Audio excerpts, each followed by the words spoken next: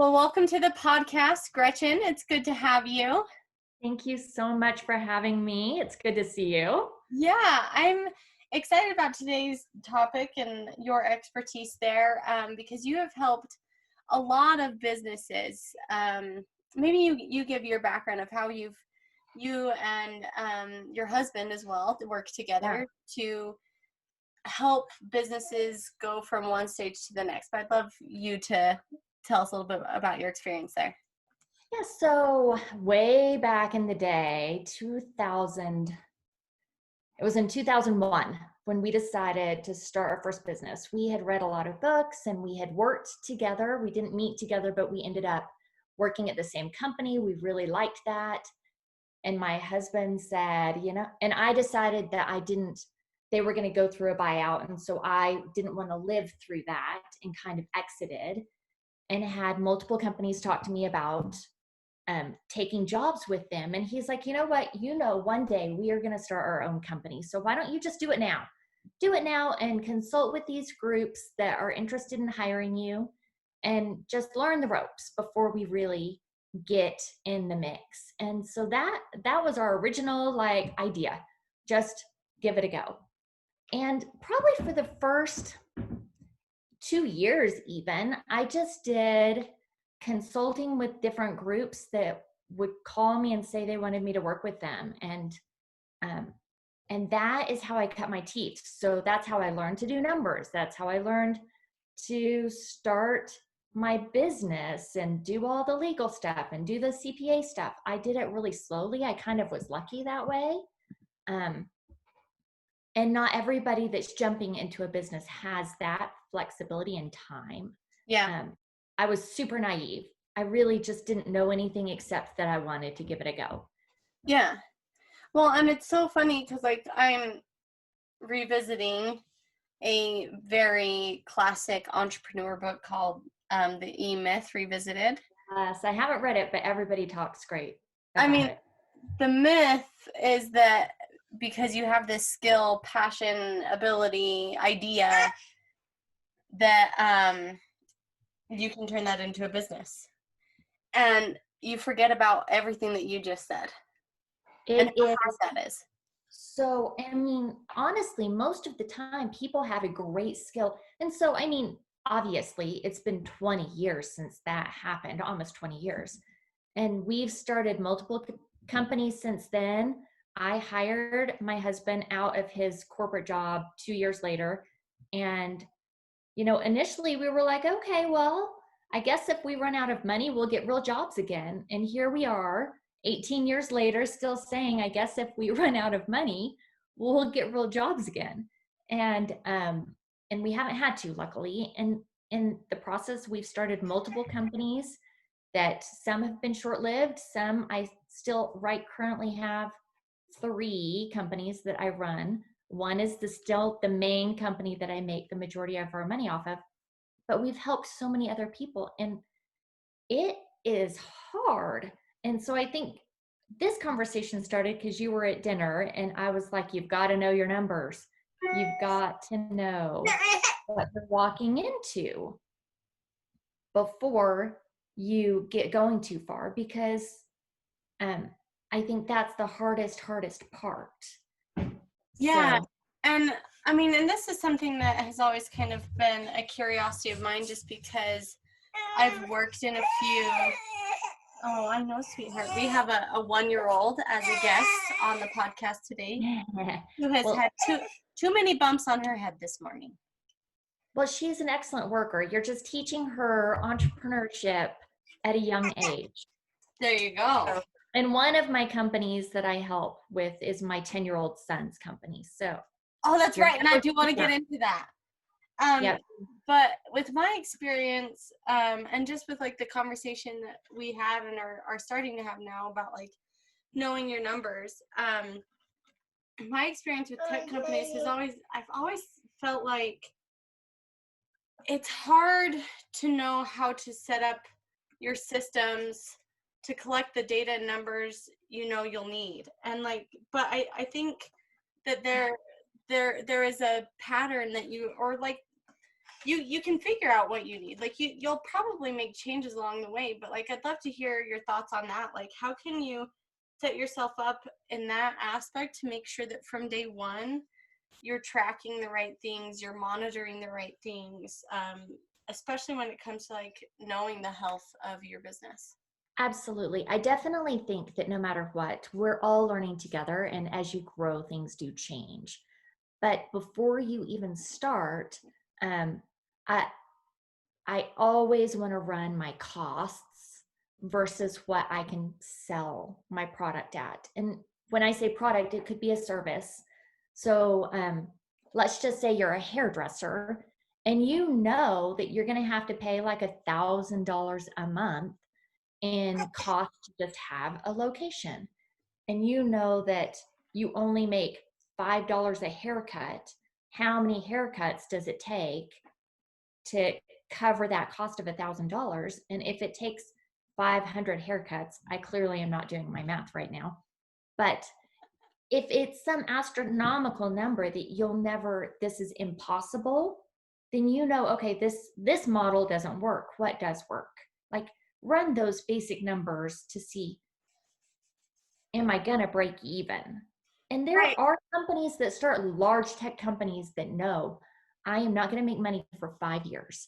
I'm gonna go get all these loans and hope that they give me enough backbone to make money in the long run, because it's gonna be on a quantity of sales. But I think your average small business owner doesn't start that way. Your average small business owner really does need to know, I have a product, and when you're figuring out your product cost, so that's the cog. People talk about making a cog, but really that's actually an accounting term, cost of goods sold.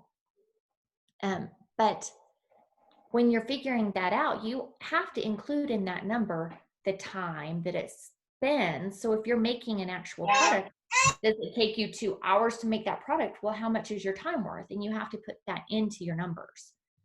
Right, and understanding that doesn't necessarily mean that like you have to abandon, oh, sweetheart. Doesn't mean you have to abandon your idea or your dream or whatever it might be. It's just like you can, you have to tweak it. Yes, exactly.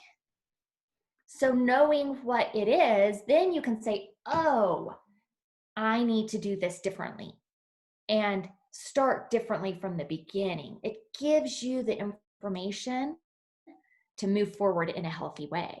That's why I say you got to know your numbers. Yeah. So what are some of, outside of like inputs and outputs, like maybe a little bit more detailed or nuanced, what are some of the ones that you find that people forget about the most, avoid the most, or underestimate, maybe even, where they're like, I'm tracking it, but really it's not in a healthy range? Well, and I think a lot of small businesses don't even track their numbers at all. It is hard.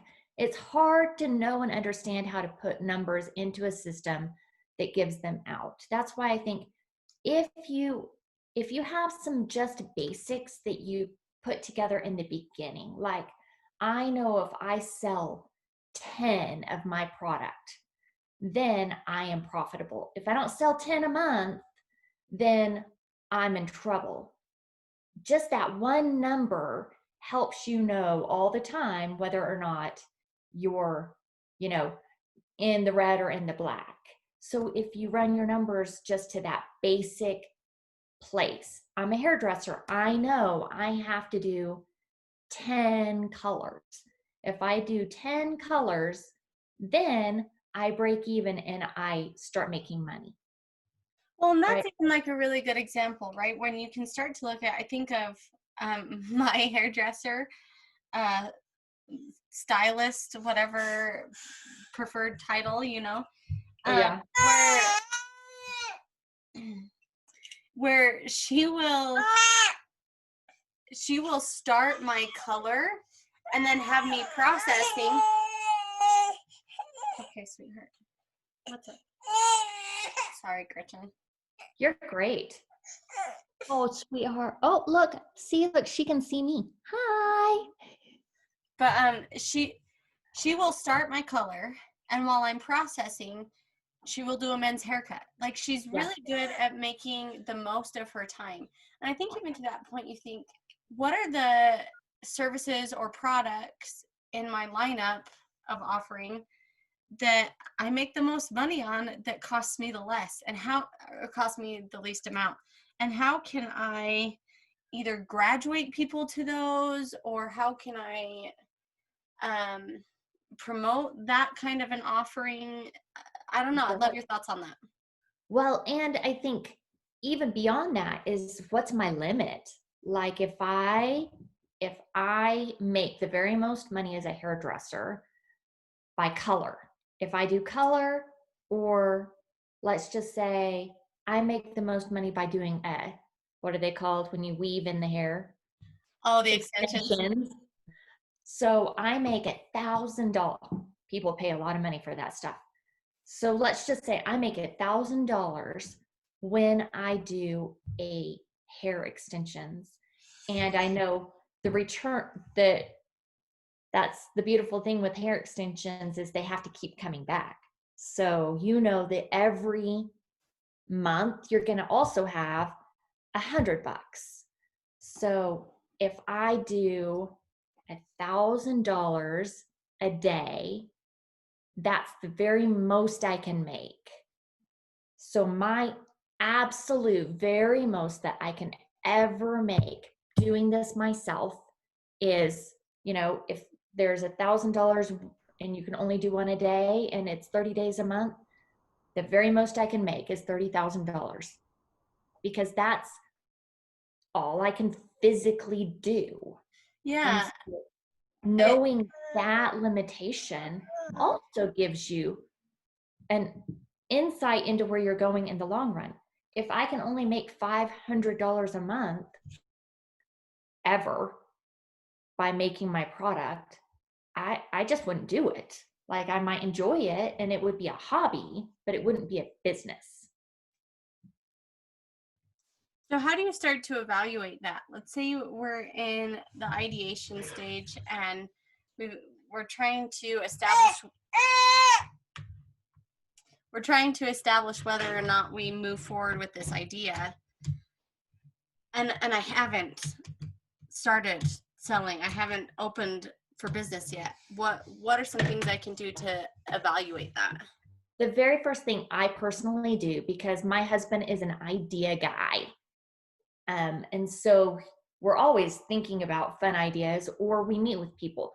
I look at what are my costs, and I try and think of every cost that I could potentially come up with that would be ongoing. So I need a CPA, I need insurance, and I make a spreadsheet so that I can track, like, okay, so if I have insurance and it's $1,000 a year, I can track it's this much a month. And so I put it into my little spreadsheet. But I if I'm a hairdresser, I have to have a location. So I know it's $1,000 a month. I put that in my spreadsheet under each month. So that's $12,000 a year, right? Like, if I have to buy product and I figure I'm going to do, and I just don't know enough about hair, but that's where we've gone. I have to buy product though, right? Like, so I have to buy color, because that's an ongoing cost. So I figure, I don't know how much color costs, but I put it in there. And then there are different costs that are initial startup costs. But I don't put that in it. Recurring. Yeah.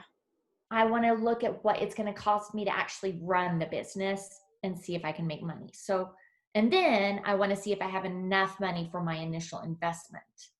So to start everything, I'm going to have to go buy a hair dryer and a curling iron and brushes and clippies and foils and whatever that is. That's an initial investment. I don't put that in my costs per month. Yeah. I just want to track can I make enough money to cover my cost and my time that makes to make it worth doing. Right. So, I mean, then that is your margin, right? So here's some terminology. Your gross is the total income that you get every month. That's like somebody gives you money, no matter what your costs are, that's your gross. And your net is, once you subtract all your costs out of that, that's the profit. And so you want to know that there is profit and how much profit is the goal.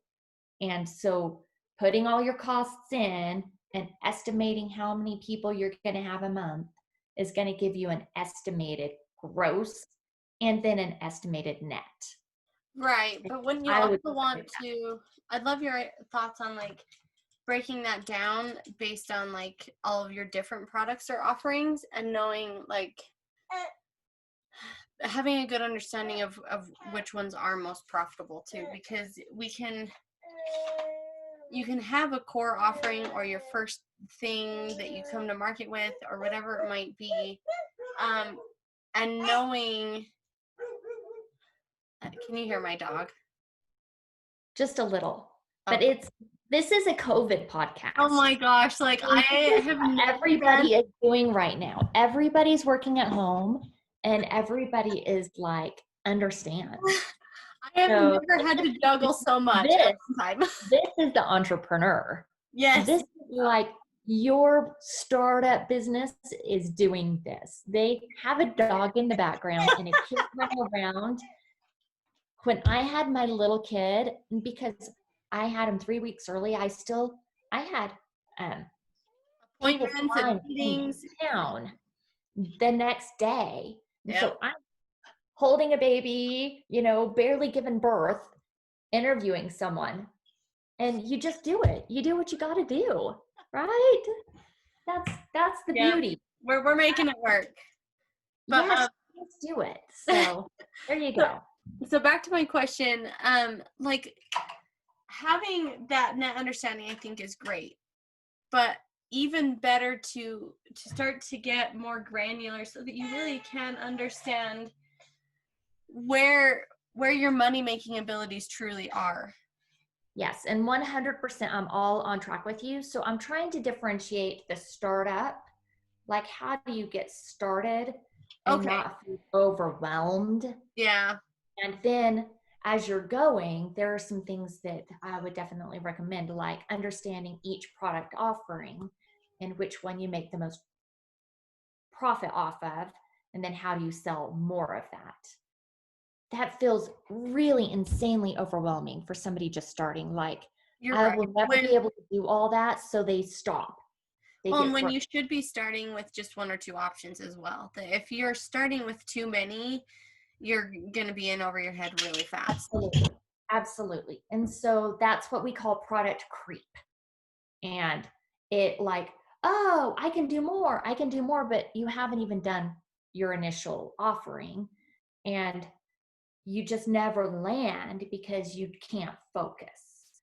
And so I personally recommend, and not everybody says this, but like figure out what your core competency is. That wasn't going to come out. And figure out if you make money at that, and then figure out if you can make more money in other ways. And then you run the math as things move forward. You figure out, oh, wait, I didn't realize that I could do better here than here. Like, I do feel like that's something as you're working as a business, you want to continually work at. And that is not my specialty. I highly advise getting an excellent bookkeeper or CPA that manages those kinds of money numbers and can spreadsheet that out for you. And based on industry standards for the industry you're going into, many industries have percentage standards. So in the food world, restaurant world, they know that my establishment, my brick and mortar, my lease needs to be a certain percentage of my overall monthly gross. So if I gross this much, I can only spend this much on a lease, this much on my employees, this much on food. And those percentages are fairly standard across the industry. And so you can find numbers like that. The Small Business Association is a great resource to go and get your percentages if you're pursuing something in that direction. I love that. I mean, there are just so many like small things that, so going back to the EMyth Revisited, he talks about how you have 3 different personalities that you're trying to juggle. You have this entrepreneurial spirit, the dreamer, the ideator. You've got the manager who has to do all these numbers, and it might not be your strength, but you got to figure it out. And then you have, and then you have the technician. And a lot of times that technician aspect is why people have gotten into business, because they loved doing what they were doing and are starting to get a little bit of that entrepreneurial flame of the dreaming. I could do this. I could do this for myself. I could make money at this instead of for somebody else. Why am I not making money for myself? I could be my own boss. But then, I could be my own boss. Right. By being your own boss, you still need to have like those management functions and boss yourself or boss other people. Both and you have to be very disciplined, I think, if you're an entrepreneur that's going to be successful. So you still get up early in the morning, you still, run your numbers at, like, I tend to spend a day a month is how I do it, but I have friends that, because of the way their numbers work, they're way more delicate. Every single day they are looking at their numbers, because if something's off for 4 or 5 days, they need to make revisions. My numbers roll much longer. And that's another thing that you need to know and understand is, if you are carrying inventory and you're working in a world that you have to give credit, basically you're giving an invoice out and you give them 30 days to pay you. 1, you have to make sure you get paid. And 2, you need to understand your cash flow. Cash flow, that gets so complicated, is a huge deal, because if you have a big job that's going to cost, let's just say you have a job that's $30,000 and your inventory for that is $15,000, half of it.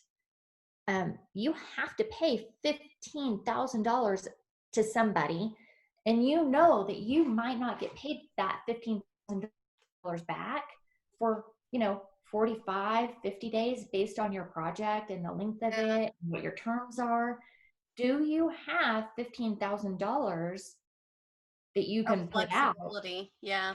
Do you have the cash flow? And I think a lot of small business owners get excited because they get a check and they just spend it instead of managing cash flow and knowing, I need to hold on to this cash because next month I need to pay inventory for my next project.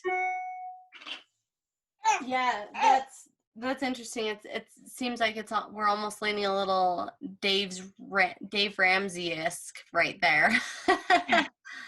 Put your money in your envelopes, plan for it ahead of time. Yes, put it in your envelopes. Get your envelopes out, man. Hey, needs this cash. And some companies manage cash flow with credit cards and credit, and that's the way they handle it. But I think COVID has taught a lot of people a big lesson, and companies that had cash are the ones that have survived. Yes. So I remember when I was first out of college and working for Qualtrics, and they would, at their company meetings, like pretty often, I'd say like once, twice a quarter. Yes. They would say like, hey, we are cash flow positive. We have money in the bank. And part of me is like, why? Like, pay me more. But like, I've never been more grateful for companies with that kind of a mindset than I was when COVID hit, because Right. it allowed, I'm sure it allowed them and any other company operating in a similar manner to retain their employees, which is Yeah. so much more important to continue business. And by retaining those employees, you're then able to put more heads together to innovate because the market's changing. Yep. Yep. And I mean, if you don't realize this, and I used to know this statistic by heart, but to train a new employee costs an astronomical amount of money. Oh my You say gosh, it's so fire and expensive. retire. It Yes.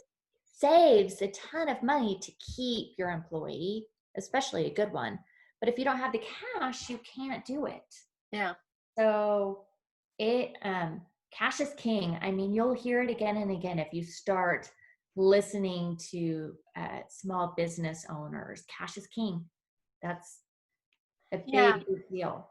So it's I'm all a about, company, so I do work today and I might not get paid for 24 months. Like I have an extremely long plan in how I get wow. paid.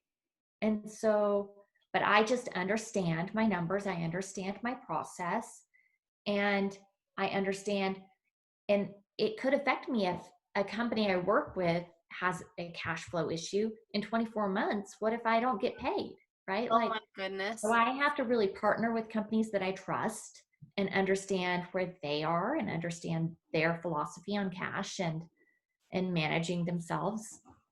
These these are things to look at. Yeah. And I mean, it's all about setting up healthy habits right at the beginning. I mean, I'm sure there are things to be done once you've gotten started. But when you have a healthy relationship with expectations of, I guess, maybe startup phase, and like it does take money to earn money, but knowing that like if I'm spending this much money and earning this much, it's not worth it. So really watching those, knowing those percentages like you mentioned, setting up good habits at the beginning, but also knowing that if you went down a path and it's not looking so great, it's not necessarily that you're beyond repair. Right. No, you can fix this. As long as you are still in the game, all these things can be fixed. So I was a couple years ago a part of um, Goldman Sachs does a small business program, and I went through their small business program, and some of their teachers told me they had people come in, and to be a part of that, you had to hit certain benchmarks and be a successful company. And they said we had people come in that had never managed a dollar. Everything they had made, they just put it in their personal account. They just kept kind of receipts in a envelope. Well, that makes me so anxious, but I know like it doesn't come naturally for some people, like, and it's hard to think of a new system, to set up new things. It takes a week maybe of you just, And they had to be making hundreds of thousands of dollars for multiple years in a row for them to get into that program, which means they just threw this money in their personal account and put receipts in their little envelope for years doing it this way, and it just worked. Like they got away with it. But that's not sustainable. no, it's not, especially if you're looking to grow. And actually, let's like take growth out of it. If you're looking to refine and be truly efficient and hit some truly awesome financial goals that a lot of small companies are, I think, they have the potential for, but these practices really need to be evaluated, honed, and refined. Yeah, and I think part of success is being a learner. Like I don't believe I've arrived and I never will have arrived. I'm always trying to learn more and trying to get better at everything. Um, and the best, most successful small businesses I know, their owners all have that mentality. They're continually trying to be better at what they do. And so they're going to refine processes. They're going to get clear dollar numbers and see what product is more successful for them and what they do better at and where they make more money. And maybe like when you run the numbers are amazing because they're true, right? They don't lie to you. And so if you track, say you do jobs, like, so you do installations of some kind as your company. Well, if you watch the different types of jobs you do and you run those numbers in your profitability, you might think we're awesome at A, but you look at where your profit is and find out C is actually more profitable. We're actually better at this. We make more money. Then you can lean in and take more of those jobs. You can market those jobs. You can, sell that product. Right, but you wouldn't know that if you weren't keeping track. Unless you ran your numbers, unless you tracked your profitability. Yeah. So with that, what would you say the 3 main takeaways are for being able, effectively tracking your numbers, especially in the beginning stages? Well, to start without a question, you need to know what your estimated gross will be and have a plan to get there. Like, you can't just say, I'm gonna sell 100 of these, but who's gonna buy them? How are you gonna sell it? So have a plan, a reasonable estimated gross income, and have a well thought out costs, and see what your net is going to be without question. Like, I wouldn't go anywhere without knowing that. If you need to track inventory, if you're going to carry inventory for some reason, to know and understand what it costs you to have that inventory and how are you going to track it. That's a huge deal. I'm a service company. I don't track inventory. And anytime I get connected with a company, I always figure out a way for them to keep the inventory, and I am service. That's just not what I want to do. So know your inventory, track your inventory and your costs with that. And as a result, cash flow, cash is king. Understand your cash flow. And pick a good accounting software. And get a really good CPA that will walk you through how to categorize costs so that you start it right from the beginning. So find a small business CPA that understands what you're going through, and really sit down with them and so your CPA doesn't necessarily do your bookkeeping. I do all my own bookkeeping. And because of that, I have to know my numbers more closely and clearly. And then the very, very last thing, if you have a partner, I would make sure there are checks and balances in place, because as much as you love your partner and you're on the same page with your partner, you don't want to open up the opportunity for your partner to steal money. And honestly, it's unfortunate, but many of those theft opportunity, it comes from opportunity, right? Like, you just aren't paying attention, they're doing it, you don't know what's going on, and they steal the money. Like, be accountable to each other and watch your numbers with your partner. Yeah. She is so done right now. She is having a hard time. Are we tired? I think those were 3 really good things. It may have been more than 3. I just started rambling. You know what? And then I got distracted because this little girl is just over it. She is a great ad. This is the best ad to true entrepreneurship. Yeah. So you make us really learn how to balance things, huh? And balance is key. And just kidding. It is. Balance is really important. But I mean, all of this is so great. Like when you don't have a proclivity for finances or balancing books or understanding like what true profitability looks like, it's so important to at least hear the basics from someone who's been there, done that. Yeah, and just it makes all the difference whether or not you're going to succeed. It is great to dream, but to know your numbers, like it's a huge deal. So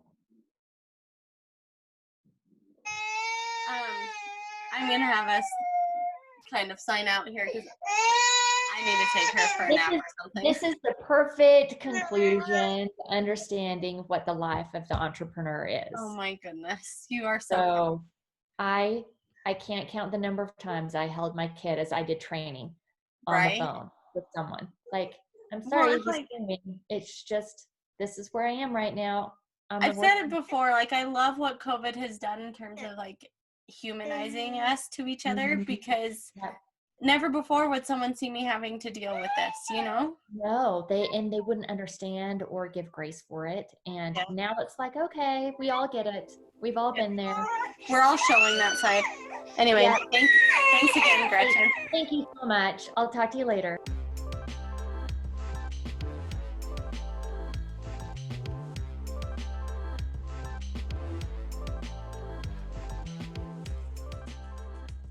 Thanks for listening to that episode of We've Connected.